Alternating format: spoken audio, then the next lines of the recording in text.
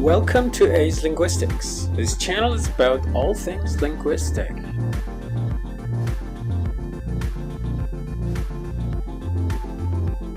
So let's see what we've got today. Nasal sounds across the world's languages. Welcome back to A's Linguistics.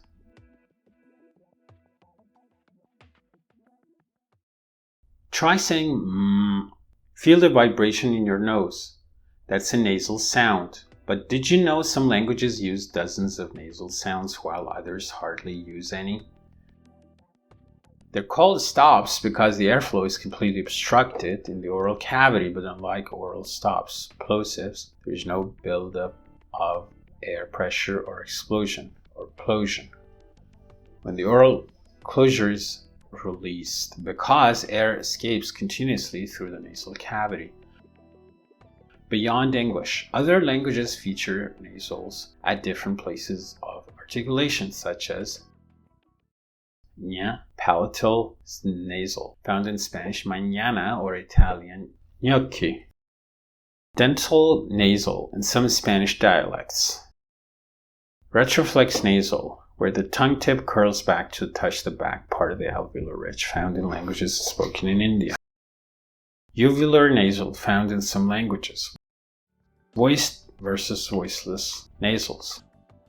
Nasals are almost always voiced sounds, meaning the vocal folds vibrate during their production.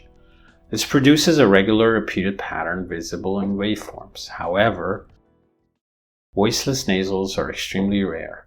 They can be found contrastingly in languages like Burmese and occasionally as allophones in English. For example, when a nasal consonant follows sa in a word like snoop, a small circle placed under the phonetic symbol na indicates voicelessness. So the N here becomes voiceless.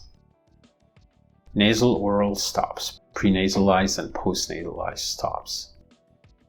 Some languages have sounds that are treated as single segments but involve a sequence of nasal and oral articulation within a single stop. Prenasal oral stops, for example, ma, have a brief nasal portion at the beginning of the closure stage where the nasal element is usually short. These can be found in languages like Kikuyu and Sinhalese. Kikuyu, an East African language, they have words like mbura, rain, Ndoiru, herds, Ngoro, heart. These were described as single consonant sounds with a nasal kickoff. Nasalized vowels.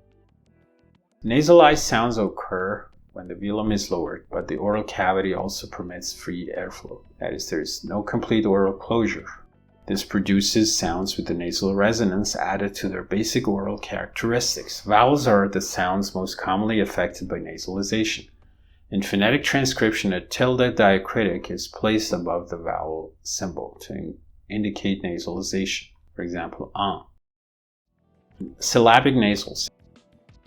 In English, nasal consonants can sometimes function as syllable nuclei, like vowels in stressed syllables, especially when they occur after a homorganic plosive. For example, in words like button, the final na is syllabic.